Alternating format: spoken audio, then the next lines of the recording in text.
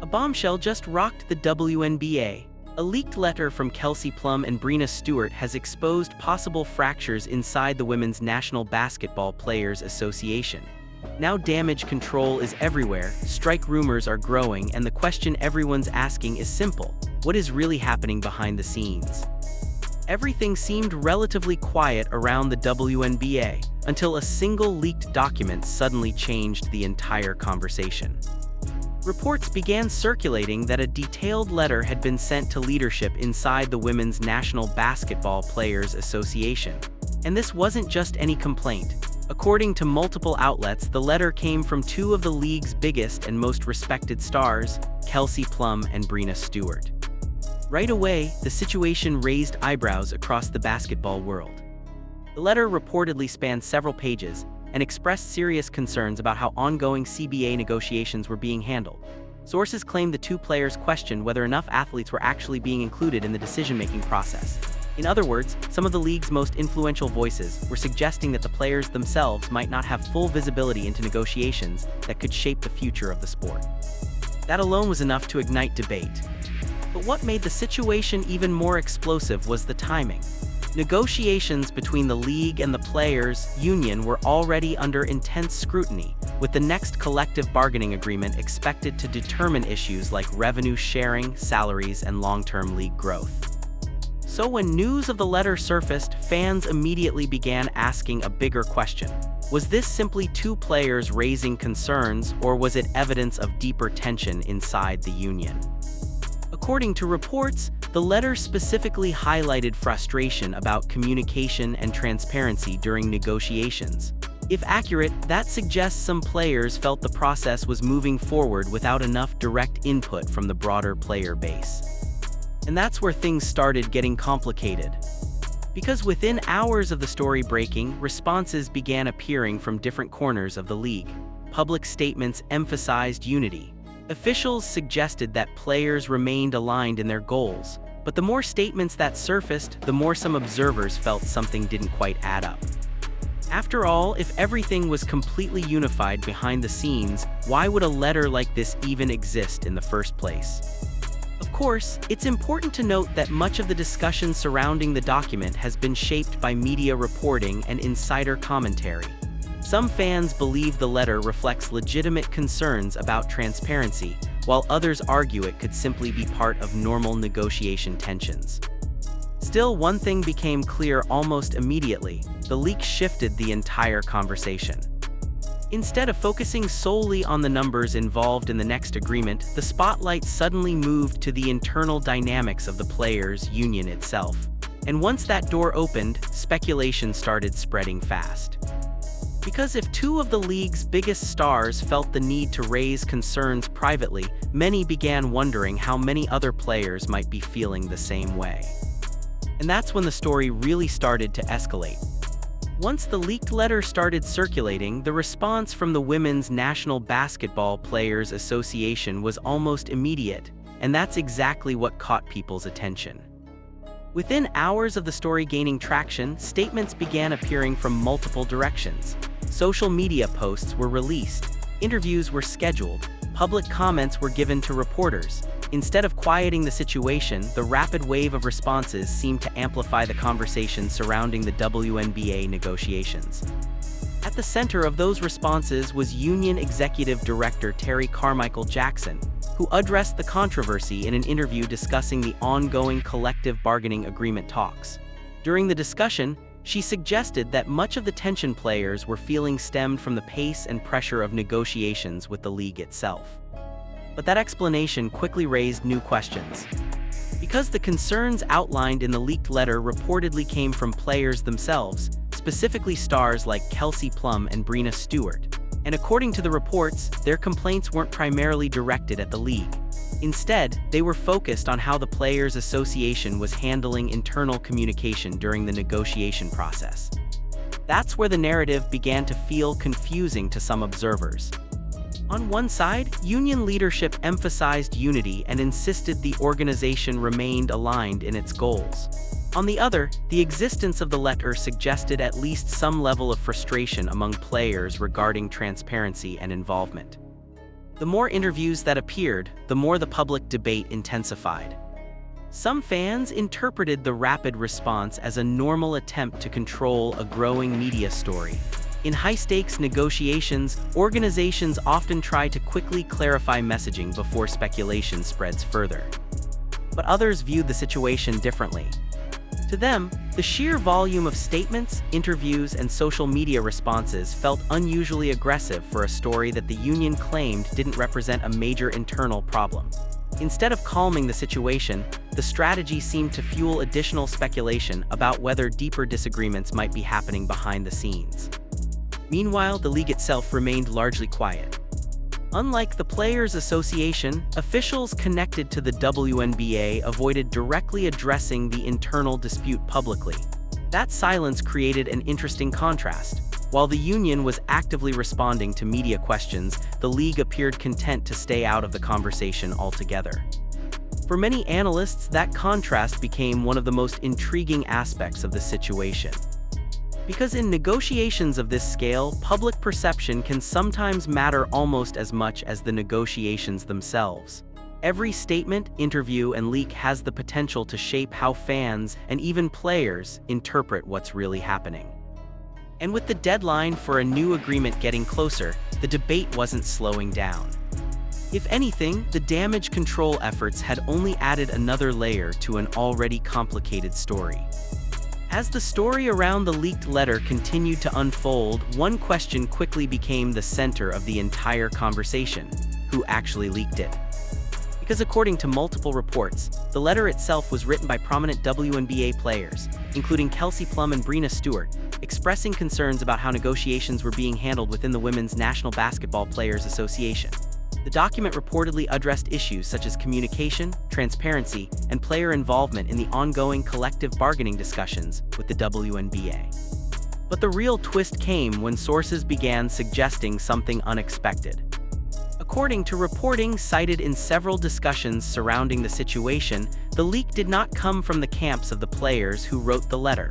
Sources indicated that neither Kelsey Plum's team nor Breanna Stewart's representatives were responsible for the document reaching the media.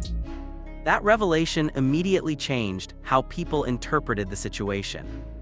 Because if the players themselves didn't leak the letter, it raised the possibility that someone else within the broader ecosystem of the negotiations may have been responsible. And depending on who that person might be, the motivation behind the leak could look very different. Some observers believe the leak may have been intended to apply public pressure during the negotiation process.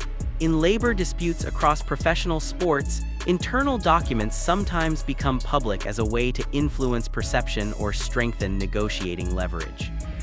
Others think the leak could have come from a faction within the Players Association itself. If that were the case, the purpose might have been to shape how other players or even fans viewed the internal disagreements surrounding the negotiation strategy. By making the concerns public, it could potentially create momentum for a particular direction within the talks. And that possibility is what really fueled speculation. Because if the leak originated from someone inside the broader Players Association network, it might suggest that the disagreement inside the union was deeper than leadership initially indicated. Some reports even describe the atmosphere among players as tense, with differing opinions on whether the union should push harder in negotiations or prioritize securing a deal quickly.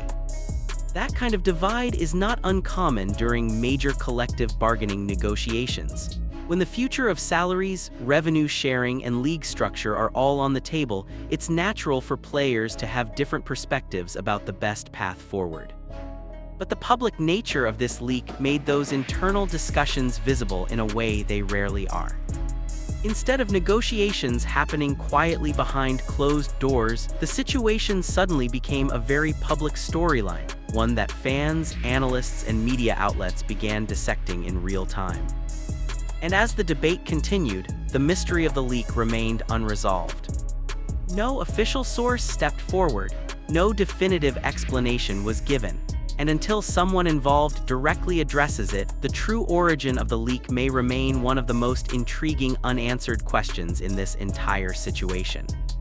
As tensions surrounding the negotiations continued to build, another topic started dominating the conversation across the league: the possibility of a strike. What had initially begun as discussions about communication issues and internal concerns within the Women's National Basketball Players Association quickly escalated into a much larger question about the future of the WNBA season itself. Several players made it clear that while a strike wasn't the preferred outcome, it remained a real option if negotiations failed to produce a deal they believed was fair. One of the most notable voices addressing this possibility was Breanna Stewart. During interviews with media outlets, Stewart acknowledged that the players had already authorized a strike vote as part of their strategy during the collective bargaining negotiations. She emphasized that the goal wasn't to shut down the season, but rather to ensure the players secured the best possible agreement moving forward. Still, the fact that strike authorization was openly being discussed added a completely new layer of tension to the situation. Across professional sports, strikes are always considered a last resort. They can disrupt seasons, affect fan engagement, and create uncertainty for everyone involved, from players and coaches to executives and broadcasters. For a league still focused on growth and expansion, even the possibility of a strike raised serious concerns among observers. That's why many analysts began pointing out the delicate balance the players were facing. On one hand, WNBA athletes have increasingly argued that the league's rising popularity and revenue should be reflected more strongly in player compensation and benefits. Over the past few seasons, interest in the league has grown significantly, and many players feel that the current negotiations represent a crucial opportunity to secure a better long-term structure. On the other hand, critics warned that pushing negotiations too far could carry risks. Former Charles Barkley weighed in on the situation, offering perspective from his own experiences during labor disputes in the NBA. Barkley explained that even in a league filled with global superstars like Michael Jordan, players still struggled to gain leverage against team owners during negotiations. His message was straightforward: players should push for the best deal possible, but they must also be careful not to overplay their hand. That advice sparked another wave of debate among fans and analysts. Some agreed with Barkley's caution, arguing that securing steady progress for the league should remain the priority. Others felt strongly that the players were right to stand firm if they believed the current proposals didn't reflect the value they bring to the game. Meanwhile, behind the scenes, the clock was ticking. With key deadlines approaching and the start of the next season drawing closer, league executives, general managers, and players were all watching the negotiations closely. Every passing day without an agreement increased the pressure on both sides to find common ground. And that's what made this moment feel so pivotal. For supporters of the league, the hope was that negotiations would ultimately lead to a deal that rewarded players while allowing the WNBA's momentum to continue growing. But until an agreement was finalized, the conversation surrounding a potential strike remained one of the most dramatic storylines unfolding around the league. As the conversation around a possible strike intensified, another major voice entered the discussion, one that carried decades of experience in professional basketball. That voice belonged to Charles Barkley, and his warning to players across the WNBA quickly caught the attention of fans and analysts alike. Barkley, who spent years competing in the NBA, knows firsthand how complicated labor negotiations between players and team owners can become. During his career, the NBA experienced multiple labor disputes, including strikes and lockouts that disrupted the league and forced both sides into long, difficult negotiations. Speaking about the current situation surrounding the WNBA's collective bargaining talks, Barkley made it clear that he fully supports players earning as much money as possible. However, he also cautioned that negotiations with billionaire owners rarely unfold the way players expect. According to Barkley, talent and popularity alone do not guarantee that players will win every demand at the bargaining table. He pointed out that even during the era of legendary NBA superstars like Michael Jordan, players still struggled to force ownership groups to give them everything they wanted. Barkley explained that during his time in the league, NBA players went through several strikes and labor disputes despite having some of the biggest stars in the history of sports. His message was simple but powerful: owners have the financial power to wait longer than players can. In other words, when negotiations turn into a waiting game, the balance of leverage often shifts toward ownership. Billionaire franchise owners can absorb financial losses far longer than many players, particularly in leagues that are still growing and establishing long-term financial stability. Barkley emphasized that this reality doesn't mean players shouldn't fight for better conditions or higher compensation. Instead, he argued that athletes must carefully weigh how far they are willing to push negotiations, especially when a strike could put an entire season at risk. For the WNBA, this moment carries even greater significance. The league is approaching a milestone period in its history, with expansion teams arriving and fan interest continuing to grow. Many players believe the current collective bargaining negotiations represent a critical opportunity to secure better salaries, improved benefits, and a larger share of league revenue. At the same time, some analysts believe the league's momentum could be vulnerable if negotiations break down completely. That's part of the reason Barkley's comments sparked such strong reactions across the basketball community. Some fans agreed with his perspective, arguing that the players should secure the best deal possible while ensuring the season continues and the league keeps building its audience. Others pushed back, saying that players deserve the right to stand firm during negotiations and demand a deal that reflects the value they bring to the sport. Regardless of which side people support, Barkley's remarks highlight one undeniable truth about labor negotiations in professional sports: they are rarely simple and almost never one-sided. Both the players and the league are trying to secure the strongest possible position for the future. But as deadlines approach and tensions rise, the challenge becomes finding a compromise that allows the league to continue growing while also addressing the concerns of the athletes who make the game possible. Whether Barkley's warning proves prophetic or not, his perspective serves as a reminder that the stakes in these negotiations extend far beyond a single season. They could shape the direction of the WNBA for many years to come. Even beyond the internal tensions surrounding negotiations, the WNBA may be facing another challenge that isn't being talked about enough: a crowded and highly competitive sports calendar. This upcoming season could be one of the most difficult environments for the league in terms of capturing television ratings, fan attention, and overall media coverage. And the reason isn't necessarily anything happening inside the WNBA itself. Instead, it's the sheer number of massive global sporting events scheduled to take place at the same time. For starters, the Major League Baseball has been experiencing a resurgence in popularity over the past few seasons. Attendance numbers are climbing, young stars are emerging, and the league has been investing heavily in international tournaments and marketing initiatives designed to grow the sport worldwide. Events like the World Baseball Classic have helped reignite interest among fans, creating a wave of excitement that could easily pull viewers away from other sports during the summer months. But baseball isn't the only major competition for attention. The biggest global sporting event scheduled to dominate headlines and television screens is the FIFA World Cup. This tournament will be hosted across North America, including cities in the United States, Canada, and Mexico. With matches being played in many major American markets, the time slots for these games will overlap directly with the primetime windows typically used for WNBA broadcasts. And that overlap matters.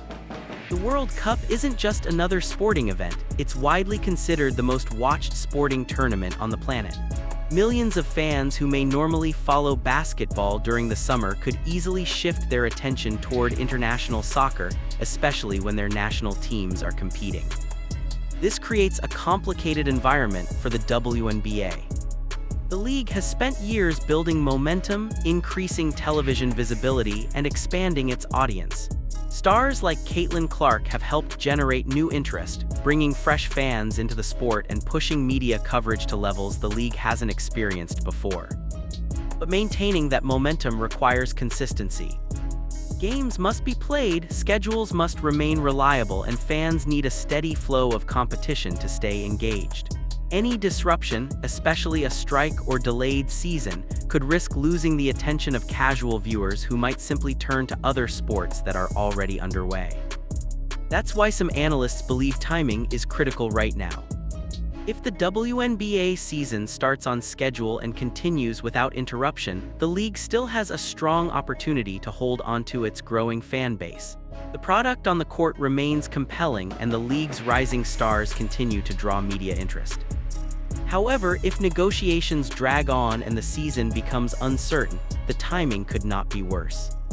Fans who are already juggling multiple sports events may simply move their attention elsewhere. Once audiences shift away, even temporarily, it can be difficult for leagues to win them back. This doesn't mean the WNBA is destined to struggle. In fact, the league has proven remarkably resilient over the years. Its players have built a passionate fan community and have consistently pushed the sport forward despite financial and structural challenges. But the reality is that the sports landscape has never been more competitive. Every league is fighting for viewers, sponsorships, and media space. When major global events collide on the calendar, smaller or growing leagues often feel the pressure the most. That's why many observers believe the coming months will be a pivotal moment for the WNBA. The league is entering a new era of growth, expansion teams are on the horizon, and public interest is rising. Yet at the same time, external competition from massive sporting events could make this one of the most important seasons in determining whether that momentum continues or begins to slow. And in a year packed with global sports excitement, the WNBA may need to fight harder than ever to keep its spotlight. While fans and media focus on the negotiations and potential strike, there's another group inside the league quietly dealing with the fallout of all this uncertainty: the general managers and front offices across the WNBA. Behind the scenes, team executives are reportedly scrambling to prepare for the upcoming season, and many of them admit they're operating almost completely in the dark. According to multiple reports, front offices still don't have clear answers on some of the most basic questions that normally shape the offseason. They don't know exactly when the next collective bargaining agreement will be finalized. They don't know what the final roster rules will look like. And perhaps most importantly, they don't know how expansion-related decisions will ultimately be handled. For a league that's trying to grow and expand, that level of uncertainty is creating serious headaches. One of the biggest issues involves the league's newest expansion franchises, the Toronto Tempo and the Portland Fire. These teams are supposed to begin building competitive rosters, scouting talent, and preparing for their debut seasons. But without finalized rules from the new CBA, their front offices are essentially trying to build teams without knowing the framework they're working inside. Imagine trying to plan a draft strategy without knowing how many players teams are allowed to protect. That's exactly the situation these executives are facing right now. Under normal circumstances, expansion teams rely heavily on the expansion draft to assemble a core roster. Existing teams protect a certain number of players, and the new teams select from the remaining available talent. But because the rules are still being negotiated, general managers don't know whether teams will be able to protect 5 players, 6 players, or some other number entirely. That single difference could dramatically change the entire expansion process. Protecting 5 players versus 6 may not sound like a major change on the surface, but in reality it reshapes the entire player pool. A smaller protection limit means more talented players become available to expansion teams. A larger protection limit allows established teams to keep more of their core intact. Without clarity on that rule, front offices are forced to run dozens of hypothetical scenarios. They're modeling multiple versions of the expansion draft. They're analyzing different roster projections. They're trying to guess which players other teams might protect and which players might become available. And they're doing all of this while still trying to prepare for the upcoming season. One anonymous general manager reportedly described the process as reverse engineering the math, trying to work backward from possible rules and build strategies that might work under several different outcomes. But even that approach has limits. At some point, speculation can only go so far without actual decisions being finalized. Another complication is the timeline. Normally, roster construction happens months in advance. Teams evaluate free agents, negotiate contracts, and finalize training camp rosters well before the season begins. But the longer these negotiations drag on, the tighter the timeline becomes. If the new CBA is finalized at the last possible moment, teams could suddenly find themselves rushing through weeks of work in just a few days. Contracts may need to be finalized quickly. Expansion drafts might have to happen on short notice. Teams could be signing players, arranging travel, organizing training camps, and finalizing rosters almost simultaneously. It's the kind of logistical scramble that no front office wants to face. Some executives have even joked that if a deal finally gets done, nobody inside the league will be sleeping for weeks.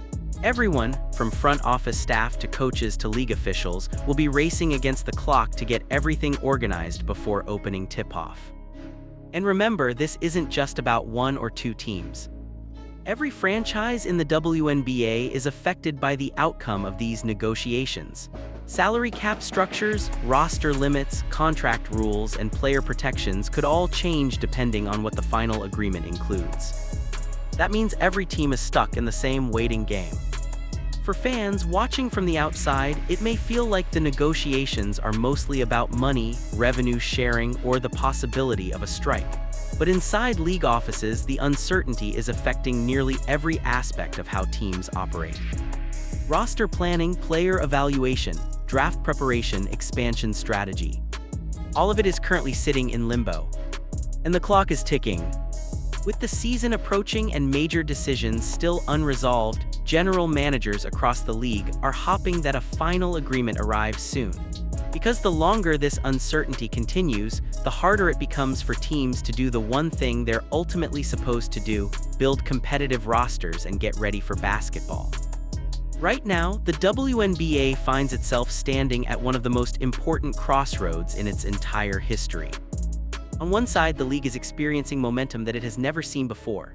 Television ratings are climbing, attendance numbers are rising, and the cultural conversation around women's basketball has exploded in ways that were almost unimaginable just a few years ago. Much of that surge has been driven by a new generation of stars entering the league, including players like Caitlin Clark, whose arrival has brought massive national attention and new audiences to the sport. But on the other side of that momentum sits uncertainty. Behind the scenes, negotiations over the new collective bargaining agreement have revealed tension within the players' union and frustration across different parts of the league. Reports of leaked letters, internal disagreements, and aggressive negotiating strategies have made it clear that not everyone involved sees the path forward in the same way. Some players believe this is the moment to push as hard as possible for a dramatically larger share of the league's revenue. Others appear more concerned about protecting the progress the league has already made and making sure the upcoming season actually happens without disruption. That divide has created an uncomfortable reality.